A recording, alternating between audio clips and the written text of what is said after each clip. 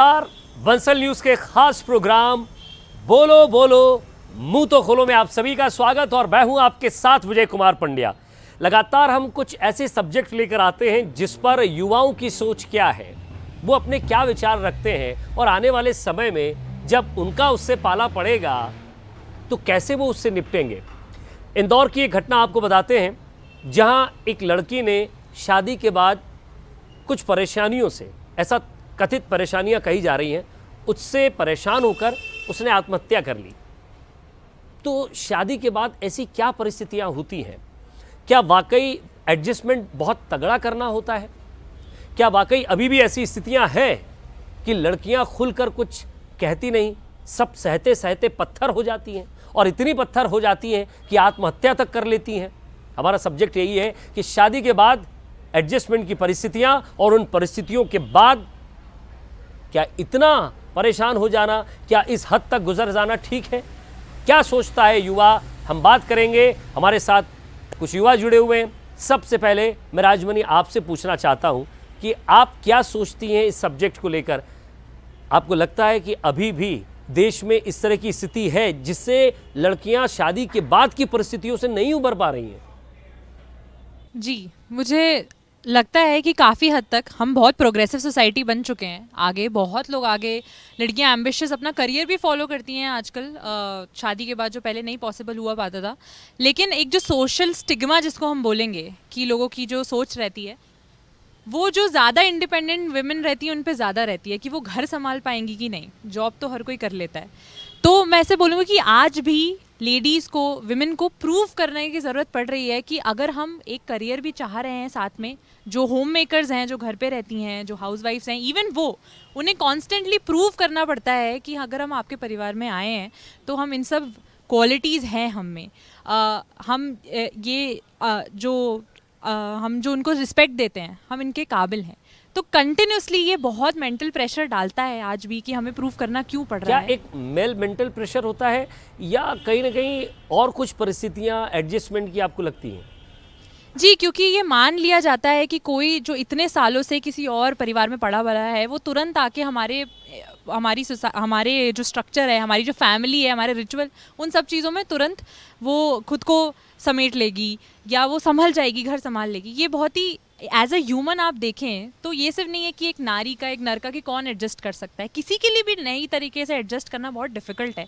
कुछ फैमिलीज़ जो होती हैं बहुत वेलकमिंग होती हैं, बहुत हंस खोल के कि ठीक है अभी थोड़ा टाइम लगेगा समझने में या जो भी है, पर क्यों एक्सपेक्ट करना कि वो एडजस्ट करें? सब अपने में अलग हैं, सबकी अलग, जब हमारी वेशभूषाएं अलग हैं, हमारी पढ़ाइयाँ अलग हैं, हमारा नेचर अलग है, तो ऐसे क्यों किसी से एक्सपेक्ट करना कि वो एडजस्ट होए? उसी के लिए आप अपना परिवार का माहौल बना लो। विशाल, आपको क्या लगता है कि कोई एडजस्टमेंट है या फिर एडजस्टमेंट नहीं हो पाता है? क्योंकि एक लड़की जो लंबे वक्त तक अपने परिवार के साथ रहती है, वो सब कुछ छोड़कर सिर्फ आपके भरोसे आपके परिवार के साथ आती है, तो क्या परिवार के बाकी सदस्यों के बीच या आपके और साथ ही साथ परिवार के, आपके मतलब आपके ही नहीं, लेकिन भविष्य में आपको भी इस चीज़ से दो चार होना है, आप क्या सोचते हैं? आपका दर्शन क्या कहता है इसे लेकर? देखिए, जैसे कि बहुत सारे कबीले रहे पहले, सबके अलग अलग अपने अपने कल्चर रहे हैं। तो एक परिवार से दूसरे परिवार में आ रही है लड़की और एक कल्चर से दूसरे में आ रही है, तो जो लड़के का जो परिवार है वो ये सोचता है कि हम में रम जाए या हम जैसी हो जाए, क्योंकि उनकी कुछ ऐसी चाहत रहती नहीं, स्त्री को लेकर अभी भी वो पुरुषवादी सत्ता है क्या? आपको ऐसा लगता है कि अभी भी वो सत्ता हावी है, अभी इस समाज से निकली नहीं है? हाँ, नहीं निकली है, मैं मानता हूँ ये बात, क्योंकि ये आप देख रहे हो, परिवार में शादी होने के बाद लड़की को आना पड़ता है घर, उसको एडजस्ट करना पड़ता है और उन सब काम काजों को करना पड़ता है जो वो लोग सोच रहे हैं। तो अभी भी हावी है इस बारे में। जी, बिहू, बतौर लड़की आप अपने करियर के साथ भी आगे बढ़ रही हैं। कल को आपको किसी की पत्नी भी बनना है, माँ भी बनना है, बहू भी बनना है, आप बेटी भी हैं। ज़िंदगी के कई रोल में आप फिट बैठेंगी कि नहीं बैठेंगी, ये आपको भी एडजस्ट करना पड़ेगा। तो क्या बार बार एडजस्टमेंट करना ही अंदर से एक हैरासमेंट हो जाता है? हाँ, बिकॉज अगर देखा जाए, since the very beginning of the life हर चीज़ सिखाया जाता है एक बंदी को कि तुम ये कर सकती हो, तुम ये नहीं कर सकती हो, तुम ये पहन सकती हो, तुम ये नहीं पहन सकती हो। हमेशा पॉइंट ऑफ व्यू लड़की का ही आगे रखा जाएगा कि उसके लिए तुम ये नहीं करो। तो बचपन से लेकर बड़े होने तक उसको यही सिखाया गया कि तुम यहाँ स्टैंड करती हो और वो वहाँ स्टैंड करता है, जबकि सारी चीजें अगर आपको लगता है कि लड़कियों की सहन क्षमता बहुत ज्यादा है? बहुत ज्यादा है। हर चीज, हर एक प्रॉब्लम लाइफ की लड़की को झेलनी होती है। लड़कों को करियर को छोड़ के कोई प्रॉब्लम नहीं होती। मैं अभी भी ये चीज बहुत अच्छे से बोल सकती हूँ, को masculinity harms men but career को बिल्कुल बिल्कुल इसी पे मैं पूछूंगा, स्वतंत्र के पास जाऊंगा कि बीयू जो कह रही वो उससे कितना इत्तेफाक रखते हैं।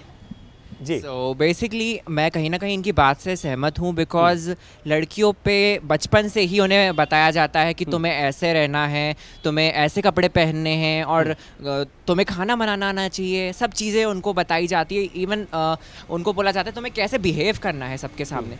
बट लड़कों को ये नहीं बताया जाता कि तुम्हें ऐसा करना है या तुम्हें कैसे बिहेव करना है सबके सामने। सो कहीं ना कहीं ये जो बचपन से ही लड़कियों के ऊपर एक प्रेशर डाला जाता है, आई थिंक उनमें एक ज़्यादा सहन शक्ति रहती है चीज़ों को झेलने में और इन सब चीज़ों को फेस करने में। क्योंकि लड़कों को ये नहीं बचपन से मतलब करा जाता है कि यार आपको ऐसा करना है, आपको खाना बनाना है, या लड़कियों को जनरली बोला जाता है कि खाना बनाना सीखो क्योंकि आप दूसरों के घर में अभी भी जाओगी। आपकी जनरेशन में भी ये प्रेशर है? हाँ, मुझे ऐसा लगता है कहीं ना कहीं अभी भी है ये चीज़। अभी भी है। जी। सपना, आपको लगता है कि ये प्रेशर आप पर भी आता होगा कभी, या इस प्रेशर से आप भी गुजर रही हैं, या इस प्रेशर को लेकर कई बार आप ये सोचती होंगी कि नहीं अब भी है कुछ बदलने के लिए? कितना आपको ज़्यादा से ज़्यादा आप देखती हैं आपके साथियों को या आपकी शादीशुदा दोस्तों को कि अब बहुत ज़्यादा बाउंडेशन हो गई है, हम कहते हैं ना पहले जैसी नहीं रही? जी सर, एक्चुअली हम एक इंडियन सोसाइटी में रहते हैं और भले ही सर ये मॉडर्नाइज्ड ज़माना है, मॉडर्नाइजेशन का एरा है, लेकिन वो जो एक रूढ़िवादी संस्कृति है, वो एक मेंटालिटी है। चाहे इंसान कितना भी एजुकेटेड हो जाए, लेकिन वो एक मेंटालिटी है कि हमारा पीछा नहीं छोड़ती। और आज किस तरह की मेंटालिटी? वो मेंटालिटी नहीं जानना चाहता, क्या क्या प्रेशर है ऐसा, वो बिल्कुल खोलकर बात कर सकती हैं? जी सर, बिल्कुल। एक्चुअली सर बात ये है कि जो हमारे पूर्वज, हमारे बुज़ुर्ग, हमारी नानी दादियाँ, तो वो उनकी पीढ़ियों से ये चला आ रहा है कि बेटी है तो 12-15 साल की उम्र से ही उसको घर के काम काजों के बारे में जानकारियाँ दी जाती हैं कि बेटा तुम ये सीखो, ये करो, क्योंकि तुम्हें किसी और के घर जाना है, उनकी गृहस्थी संभालनी है, उनके ख़ानदान को आगे बढ़ाना है।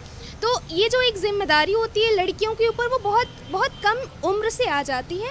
और मुझे लगता है कि सर एक बहुत अच्छी बात मुझे याद आ रही है कि कहते हैं ठहरा हुआ पानी अक्सर मैला और गंदा हो जाता है, इसलिए पानी को बहते रहना चाहिए। आप मतलब मानती हैं कि स्त्री को बहते रहना चाहिए, उसको बिल्कुल। रोके नहीं? बिल्कुल। मैं राजमणि आपसे पूछना चाहता हूँ कि क्या ये वो वक्त है जब स्त्री को लेकर जो एक सोच है, जो एक जंजीर वाली सोच है, जकड़न वाली, हर तरह से तुम पत्नी भी हो, बेटी भी हो, माँ भी हो, बहू भी हो, अच्छे से चलो, अच्छे से खाओ, ये मैनर्स नहीं है तुम्हें, वो नहीं करना है, ये करना है, तरह तरह के बाउंडेशन। ठीक है, एक मैनर्स हमेशा हर व्यक्ति में होना चाहिए।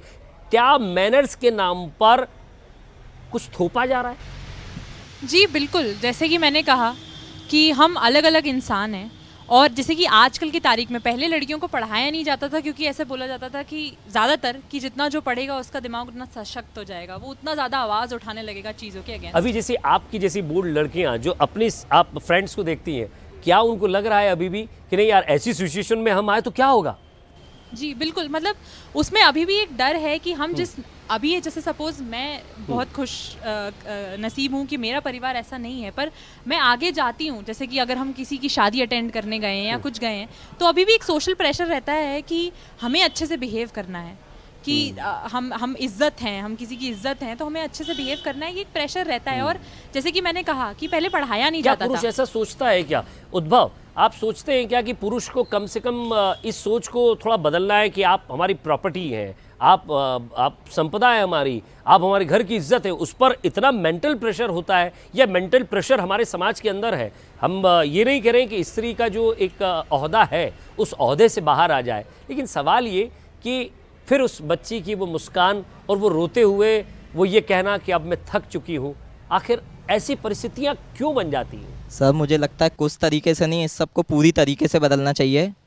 क्योंकि आज हम देखते हैं कि अगर किसी परिवार में उनकी बेटी है तो बेटी तो बाहर जीन्स पहन के जा रही है, कुर्ता पहन के जा रही है, लेकिन अगर उनकी बहू जा रही है तो वो बोलेंगे कि घूंघट करके ही बाहर जाओ। तो क्या कोई दूसरे घर की बेटी आपके घर पे आती है तो आप उसे अपनी बेटी की तरह नहीं मान सकते? उसको भी उतनी स्वतंत्रता मिलनी बहुत चाहिए बढ़िया। जितनी जी। स्वतंत्रता आप अपनी बेटी को दे रहे हैं वहाँ जाने के लिए।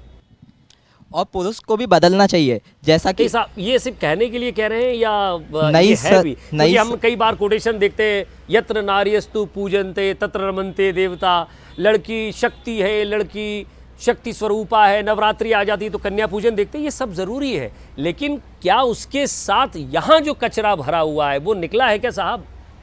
सर पूरी तरह से निकल भी नहीं पाया है, लेकिन निकलना बहुत ज़रूरी है। वो पूरी तरह से नहीं निकल पाया है। हाँ। बीयू आपसे पूछना चाहता हूं मैं कि आपको लग रहा है कि नहीं अभी भी जो शादी के बाद की जो कुछ परिस्थितियां हैं, आप मानती है कि किन किन चीज़ों को बदलना ज़रूरी है? आज हम उन टॉपिक्स पर बात करें, विद्रोह की बात नहीं कर रहे हैं कि एक स्त्री को छोटी सी बात में जाकर घर गए और पति को दिया एक तमाचा, ये विद्रोह नहीं।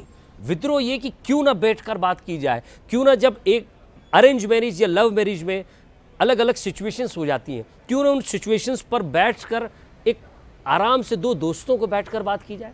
वो डिपेंड करता है वो सिचुएशन क्या है, बिकॉज अगर वो सिचुएशन बड़ी है तो दोस्तों से बात करने में सिर्फ तुम्हारा मेंटल प्रेशर कम होगा, बट वो प्रॉब्लम का सोल्यूशन नहीं मिलेगा। उसका प्रॉब्लम का सोल्यूशन सोल्यूशन क्या है फिर? उसका सोल्यूशन बहुत सिंपल है। पहला, सेल्फ इंडिपेंडेंस। जब तुम खुद में आत्मनिर्भर होते हो तो तुमको सेल्फ इंडिपेंडेंट मतलब उसको आर्थिक रूप से मजबूत होना चाहिए। आर्थिक रूप से और मानसिक रूप से मजबूत होना चाहिए उसको। अब अगर देखें तो एक लड़की को ये कहा जाता है कि तुम घर नहीं छोड़ के जा सकती हो, बिकॉज माना जाता है कि एक डिवोर्सी को अच्छा नहीं माना जाता। आप यही इसी बात पर रुकिएगा, मैं ज़रा विशाल से पूछता हूँ। विशाल, आर्थिक रूप से मजबूती क्या एक लड़की के लिए कितनी ज़रूरी है? आप मानते हैं कि नहीं दोनों को जॉब करना ज़रूरी है? वो घर पर रहकर हाउसवाइफ बनकर कपड़ा लत्ता कूड़ा कटकट बर्तन ये सब नहीं करेगी, उसको भी अपनी एक आर्थिक मजबूती चाहिए, जिसके कारण भविष्य में अगर उसके साथ कुछ दुर्घटना होती है तो वो और अपने परिवार का जीवन अपने कंधों पर खींच सके। आर्थिक मजबूती और आर्थिक में मतलब इकोनॉमिकल इंडिपेंडेंस होनी चाहिए, क्योंकि जिससे आप पैसे ले रहे हो उसकी आपको सुननी भी पड़ेगी। ये पॉइंट है। मैं बीयू इस पर आपका एक रिएक्शन चाहूँगा। क्या जिससे पैसे ले रहे हैं उसकी सुनना ज़रूरी है या ये उसका उत्तरदायित्व है, ये उसकी उसका रिस्पॉन्सिबिलिटी है? उत्तरदायित्व नहीं है, बिकॉज शादी एक कायदे से एक कॉन्ट्रैक्ट है बिटवीन टू फैमिलीज। क्या ये कॉन्ट्रैक्ट है?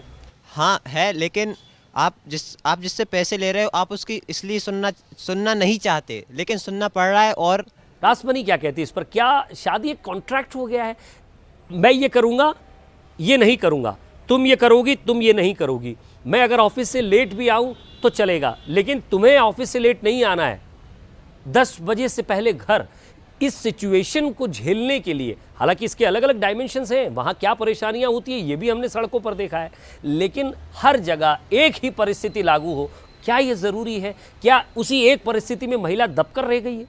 सर देखिए, शादी लव मैरिज हो या अरेंज मैरिज, एक सांसारिक बंधन तो होता है। शादी आप कर ही इसलिए रहें क्योंकि अब आप दोनों साथ रहेंगे लीगली, वो एक प्रेशर रहता है। मैं कहूँगी लव मैरिज में ज़्यादा प्रेशर रहता है एक लेडी पे, मैं उस प्रेशर को समझना चाहता हूँ और जरा हमारे दर्शक भी समझना कि चाहेंगे एक उस बहू प्रेशर को का रिलीज दायित्व कैसे है। किया जाए, क्योंकि वो प्रेशर कभी ना कभी तो फटेगा। उस प्रेशर को रिलीज कैसे किया जाए, मैं यही तो पूछना चाह रहा हूँ आपको, यही तो हम दर्शकों को समझाना चाह रहे हैं। जैसे कि बात यहाँ विशाल आप जरा बताइएगा कि क्या शादी एक प्रेशर है? क्या समाज के बीच लोगों को हमने ये बताकर एक गठबंधन कर लिया है कि अब कल को कुछ हो जाएगा तो लोग क्या कहेंगे? ये अनजाना डर, उस डर के कारण एक दूसरे को झेले जाते। ये शादी पूरा एक इंस्टीट्यूट पहले इतना पुराना बना के रखा है जिसमें चेंजेस आने चाहिए और बहुत चेंजेस आने चाहिए, और वो चेंजेस इसलिए आने चाहिए क्योंकि वो पूरे ही बांधते हैं, क्योंकि वो पूरा बांध रहा। और पैट्रियार्क सोसाइटी में किसने लिखा है ये? आप कोई भी देखिए, कुछ भी आपके पुराने नियम कानून किसने लिखे हैं? सब मर्द ने लिखे हुए हैं। आपने बहुत कम देखे होंगे जो कि एक लेखिका एक स्त्री रही हो जिसने पूरे नियम कानून लिखे हों। तो कोई भी हो तो वो अपने ही पक्ष में लिखेगा। ये थोड़ा एक नया पॉइंट है और शायद हो सकता है इसमें कुछ अलग अलग चीज़ें भी हो। मैं सपना आपसे पूछना चाहता हूँ कि क्या अगर आज स्त्री को ये आज़ादी हो कि उसकी आज़ादी के बारे में लिखा जाए तो शायद एक नया कानून बन जाए? बिल्कुल सर, एक नया ग्रंथ तैयार इस होकर ग्रंथ में ये भी होगा कि मैं अपने फ्रेंड से बात कर सकती हूँ, मेरे किसी भी फ्रेंड का रात 11 बजे के बाद भी कॉल आएगा तो आप मना नहीं करेंगे, क्योंकि तुमसे मिलने से पहले वो मेरी ज़िंदगी के एक हिस्से रह चुके हैं, और ज़रूरी नहीं कि शायद हर रिश्ता ही गलत हो। क्या ये कानून इसमें इसमें एडजस्ट कर पाएगा? ये लिखावट उसमें हो पाएगी? क्योंकि हम एक ऐसी चीज़ पर बात कर रहे हैं जिसके शायद अलग अलग हमने स्वरूप देखे हैं हमारे घर के अंदर, बाहर, समाज के अंदर। इस पर सिर्फ बात से ही चीज़ें हल हो पाएंगी या फिर कुछ बदलना ज़रूरी है? सर, बातों से अगर हल हो पाती तो हम सदियों से इस बात पर कायम हैं और लगातार ऐसे मतलब मुंह खोलना पड़ेगा। बिल्कुल मुंह खोलना पड़ेगा सर। ऐसे कई पैनल डिस्कशंस में हमने ये बात कही है कि समाज को बदलने की ज़रूरत है, लेकिन सर समाज को बदलना एक रात का खेल नहीं है, वो हमें आज से शुरू करना पड़ेगा। और सर महिलाओं ने ये अधिकार पुरुषों को कब दिया कि तुम हमें बताओ कि हमें क्या करना है? मैं स्वतंत्र आपसे पूछूंगा, बोलिए जब स्वतंत्र आप जवाब दीजिएगा इसका, क्योंकि एक बहुत अच्छा क्वेश्चन लेकर आई है। बिल्कुल सर, तो हमने ये अधिकार दिया नहीं है किसी को। एक्चुअली ये चीज़ हमारी बचपन की परवरिश से बढ़ती आई है। लोगों ने हमें कमज़ोर समझा, हमारे पिता, हमारे माता अक्सर कहते हैं तुम 6 बजे के बाद अंधेरा सोशल होने के केमिकल है बाद। जो अंदर चला गया है। जी सर, ये बचपन से परवरिश के दौरान पर ही आपको हमारे लगता है कि अंदर कई बार जो हमारी संस्कृति की जो रूढ़िवादिता कही जाती है वो थोप दी जाती है, लेकिन जो लोग हैं जो इसे मानते हैं, जो लोग हमारे बड़े बुजुर्ग हैं, वो ये मानते हैं कि नहीं, ऐसा नहीं है, इन चीज़ों का होना भी ज़रूरी है। लेकिन आज उसकी कितनी ज़रूरत है स्वतंत्र? आई थिंक बेसिकली जो मेन चीज़ है वो एक्सपेक्टेशन है, क्योंकि कहीं ना कहीं हम एक्सपेक्टेशन के ज़रिए उनके ऊपर एक बोझ डाल देते हैं कि तुम्हें ऐसा करना है, तुम्हें ऐसा बनना है, और इस एज में तुम्हें शादी कर लेनी है। और अगर पेरेंट्स चाहें भी कि क्या लड़की हम को किसी पढ़ाएं, इतना दबाने लग जाएंगे स्वतंत्र में? फिर उस हिस्से पे आऊंगा जी। और इसका जवाब मैं बीयू आपसे लूंगा जी। कि क्या हम इतने दबाने लग जाते हैं किसी शख्स को कि वो आत्महत्या तक करने के लिए मजबूर हो जाता है? क्या ये स्तर हो चुका है एक पुरुष का?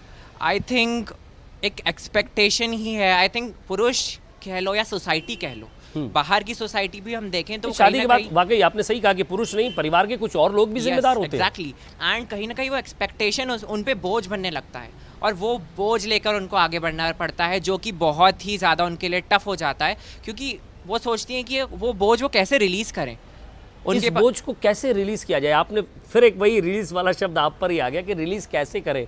ये अगर बोझ बढ़ रहा है तो क्या फैसला लिया जाए? क्या कोई हमारे पुराने दोस्त हैं जो उनसे बात की जाए? क्या हमारे कुछ ऐसे साथी अभी भी बचे हैं जिनको हम अपनी परेशानी बता सकें? क्या हम किसी काउंसलर के पास जा सकते हैं? क्या हम किसी मनोचिकित्सक के पास जाकर ये कह सकते हैं कि अभी फ़िलहाल मैं एक ऐसी गंभीर परिस्थिति से गुजर रही हूँ? क्या हमें ये डर रहता है कि अब क्या बोलूँगी माँ बाप को? क्या है इसका हल? बहुत सिंपल सा हल है। हाँ। बहुत लोगों को बहुत क्रूल और ऑफेंडिंग लगने वाला है जो मैं बोलूँगी, बिल्कुल। बट अगर तुमको लगता है कि तुम साथ नहीं रह सकते हो due to any reason, move on from that, specially अगर वो रीजन बड़ा है।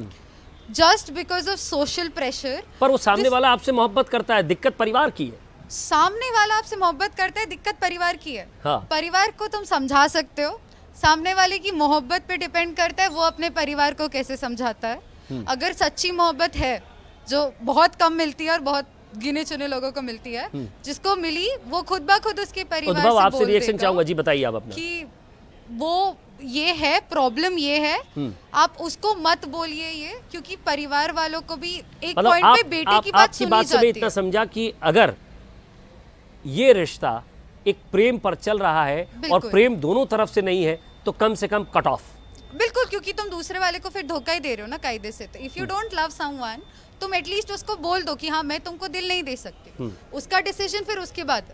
You have to be blunt. उद्भव, क्या परिवार की इतनी परेशानियां हैं कि हमने दोनों केसेस देखे हैं, लव मैरिज, अरेंज मैरिज, लेकिन आज हमारी बात यह है कि आखिर एक लड़की परिवार में कैसे एडजस्ट करती है दूसरे परिवार में जब वो जाती है। मैं खुद स्वयं, अगर मुझसे ये कोई कह दे कि मैं एक परिवार में रहा हूँ, अब मुझे 25-26 साल बाद, 30 साल बाद किसी और के परिवार में जाकर रहना है और मैं उसके परिवार में जाकर रहूँ और सुबह उठ के मुझसे कोई ये कह दे अभी तक चाय नहीं बनी, हाउ कैन पॉसिबल? आप कैसे? ठीक है, ये हमारे माता पिता करते आए हैं, हमने देखा है, लेकिन ये एडजस्टमेंट फिलहाल इस समय में कैसे उस व्यक्ति को उस अवस्था तक जाने से रोका जाए? सर सबसे पहले तो मुझे लगता है ये शब्द ही गलत है कि लड़की को जाके कहीं एडजस्ट करना पड़ता है।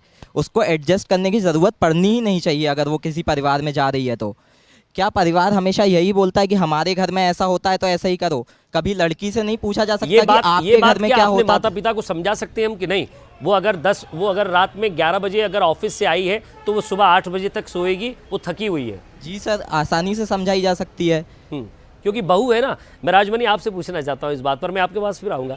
ये एक बहू के जो एक ऑरा बन जाता है, एक जो दायरा बन जाता है, एक लास्ट क्वेश्चन मेरा रहेगा कि तुम क्या उस बहू के दायरे से आज तक लड़कियां नहीं निकल पाई है, या फिर खुद लड़की ही एक बहू का आवरण उस सांचे में इतना घुस जाती है कि उसका निकलना मुश्किल हो जाता है? जी, जैसे कि यहाँ बात चल रही थी एक्सपेक्टेशंस की, अगर हमारी लड़कियों ने आज फिर भी प्रोग्रेसिव हो गई हैं, वो आगे बढ़ गई, एम्पावर्ड हो गई, लेकिन एक बहू का दायित्व अभी भी बहुत बड़ा माना जाता है। वो बहुत, उस पर बहुत अभी भी प्रेशर रहता है शादी के बाद। आप जॉब करती हैं, नहीं करती, घर पे रहती हैं वगैरह। लड़कियों को खुद ये समझने की ज़रूरत है, जैसे कि आप अभी पूछ रहे थे कि हम कैसे उस प्रेशर से बाहर निकलें, कि एक शादी के ख़त्म होने से ज़िंदगी ख़त्म नहीं है। यहाँ पे हमारी इंडिपेंडेंस की, इकोनॉमिक इंडिपेंडेंस की बात हो रही थी, तो वो क्यों इम्पोर्टेंट है? क्योंकि लेकिन इसका मतलब ये भी ना निकाला जाए कि शादी के खत्म तो हम लोग इसके तलाक की तरफ बढ़ रहे हैं, ये सोच नहीं है। सवाल ये है कि उस विषम परिस्थिति में मरने से अच्छा कोई ऑप्शन है क्या? कोई भी बड़ी घटना इतनी बड़ी नहीं है कि आप अपनी जिंदगी खत्म करते हैं, उसके बारे में बात करें। अगर आप अपनी आवाज उठा सकते हैं, अपनी बात एक्सप्लेन कर सकते हैं, तो ऐसी चीजें, जैसे कि उन्होंने बोला कि परिवार को मनाएं। एक सांचा बन चुका है क्या एक स्त्री के लिए, कि हमने एक सांचा बना दिया है और ये बपौती है हमारी? ये क्या होता है, मतलब आप तो पहले से एक नकाब रखे हुए थे, आप एक इंसान आया और उस पर चढ़ा दिया। ये तो वो माना गया कि आप तो वो नकाब पहले से ही बना के रखे हुए थे कि एक लड़की आएगी तो हम उसको, बहू को ये नकाब पहनाएंगे और वो ऐसे एक्ट करेगी। तो आप एक इंसान को लाए थे या एक मशीन को लाए थे जिसको आप आपके हिसाब से मतलब मोल्ड कर रहे हो आप आपके हिसाब क्या से? ये कह सकता हूँ मैं कि ये वो समय है कि बोलो बोलो मुंह तो खोलो? हाँ, ये समय, क्योंकि हर गुलाम को नहीं पता कि वो गुलाम है। अगर उसको पता पड़ गया तो लड़ाई तो चालू उसी दिन से हो गई जिस दिन उसे पता पड़ गया कि मेरे ऊपर गुलामी चली आ रही है। एक लास्ट रिएक्शन में सपना आपका लेना चाहूँगा, और ज़रा इस बात को भी बेहतर समझने की कोशिश हम करेंगे कि क्या स्त्री उस गुलाम के कैरेक्टर से बाहर आ चुकी है क्या अपनी सीमाओं में? फिर वही कि सीमा कितनी, कौन तय करेगा, कैसे तय करेगा?